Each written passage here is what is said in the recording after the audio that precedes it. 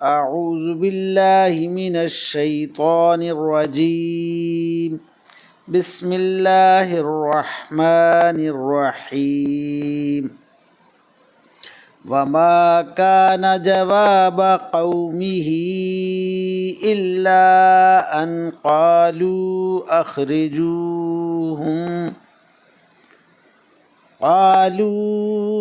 أخرجوهم من قريتكم إنهم أناس يتطهرون فأنجيناه وأهله إلا امرأته كانت من الغابرين وأمطرنا عليهم مطرا فانظر كيف كان عاقبة المجرمين آمنت بالله صدق الله مولانا العظيم وصدق رسوله النبي الكريم ونحن على ذلك من الشاهدين والشاكرين والحمد للہ رب العالمین۔ ابھی آپ کے سامنے سورہ الاعراف کی آیت نمبر 82 تا 84 کی تلاوت کی گئی۔ انشاءاللہ کچھ ہی دیر بعد عزت مآب راؤ شاہ نواز صاحب انہی آیات کا ترجمہ، تشریح اور تفسیر بیان فرمائیں گے۔ اللہ تعالیٰ سے دعا ہے کہ ہمارا پڑھنا، آپ لوگوں کا سننا اللہ تعالیٰ قبول و منظور۔ اعوذ باللہ من الشیطان الرجیم، بسم اللہ الرحمن الرحیم۔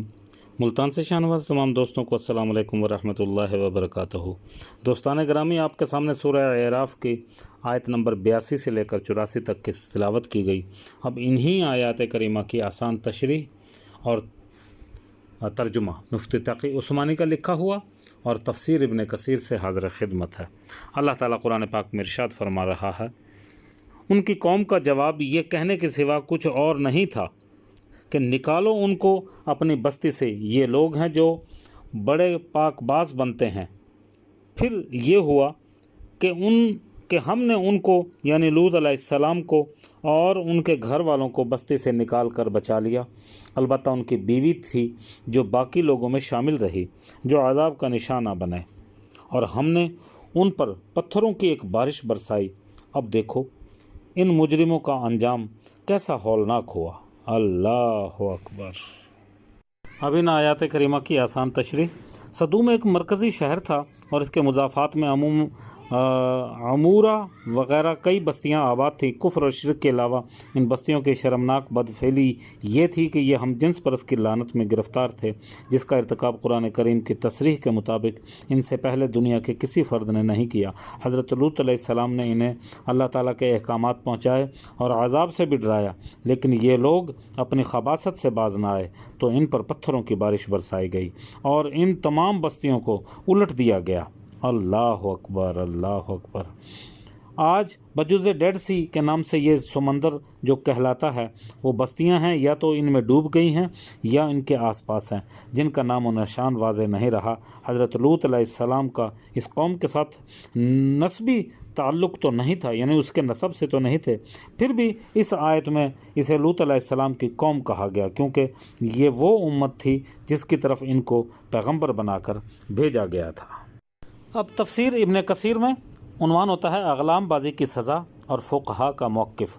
اللہ تعالیٰ فرماتا ہے کہ ہم نے لوط اور ان کے گھر والوں کو بچا لیا اور ان کے گھرانے کے علاوہ کوئی بھی ایمان لایا ہوا نہیں تھا، جیسا کہ اللہ تعالیٰ نے فرمایا ہم نے ان لوگوں کو عذاب کی جگہ سے نکال لیا جو ایمان لا چکے تھے، اور ایک گھر کے سوا کوئی مسلمان گھرانہ نہیں تھا، لیکن ان کی عورت نہیں بچائی گئی کیونکہ وہ ایمان نہیں لائی تھی، قوم کے دین پر ہی تھی اور لوط علیہ السلام کے خلاف قوم سے ساز باز رکھتی تھی۔ لوط علیہ السلام کے پاس فرشتوں کا نوجوان کی شکل میں آنا اور قوم کا اس سے واقف ہو جانا، یہ سب اسی عورت کی جاسوسی کے سبب تھا۔ اللہ تعالیٰ نے لوط علیہ السلام کو حکم دیا کہ اپنے گھرانے کو لے کر رات کے وقت نکل جاؤ اور اس عورت کو معلوم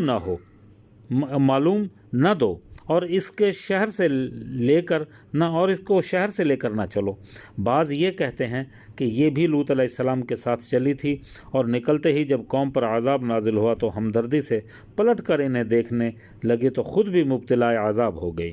لیکن یہی زیادہ صحیح ہے کہ وہ شہر سے نکلی ہی نہیں، اور لوط علیہ السلام نے ان کو خبر بھی نہ ہونے دی۔ اس لیے ارشاد ہوتا ہے کہ لوط علیہ السلام کی عورت رہ گئی اور وہ پسماندگان میں سے تھی۔ تفسیر میں یہی آیا ہے وَأَمْطَرْنَا عَلَيْهِمْ مَطَّرًا۔ یہ آیت اس قول کی تفسیر کر رہی ہے کہ اس قوم کا نتیجہ دیکھو کہ ماضی اختیار کرنے اور تکذیب کے سبب کیسی سزا ملی۔ امام ابو حنیفہ کہتے ہیں کہ اغلام باز کو بلندی سے نیچے گرا دو، پھر اس پر پتھر برساؤ۔ قوم لوط علیہ السلام کے ساتھ بھی سزا دہی کی صورت میں یہی اختیار کی گئی تھی، اور بعض علماء کہتے ہیں کہ رجم کر دو، خواہ وہ شادی شدہ ہو خواہ وہ کنوارا۔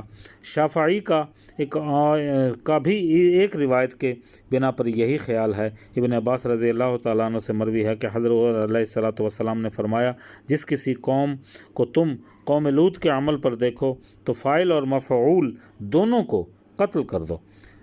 بعض نے کہا ہے کہ وہ مثل زانی کے ہیں، اگر شادی شدہ ہے تو رجم کر دو، ورنہ 100 کوڑوں کی سزا دو۔ عورتوں سے اغلام کروانے بھی لواطت کہلاتی ہے، اور یہ بھی اجماع امت حرام ہے۔ اس کے برخلاف صرف ایک قول شاذ ہے، اس کی بھی ممانعت ہے۔ رسول اللہ صلی اللہ علیہ وسلم کی کئی احادیث اس سے مروی ہیں، اور اس کا تذکرہ سورہ بقرہ میں بھی آ چکا ہے۔ وآخر